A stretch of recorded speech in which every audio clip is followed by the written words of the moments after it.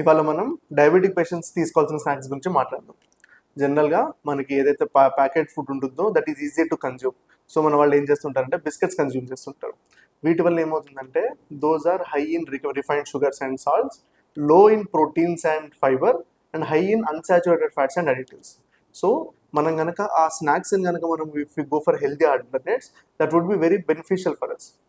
For example, biscuits కానివ్వండి, cookies కానివ్వండి తినే వాళ్ళు అయితే కనుక they can go for roasted almonds or walnuts.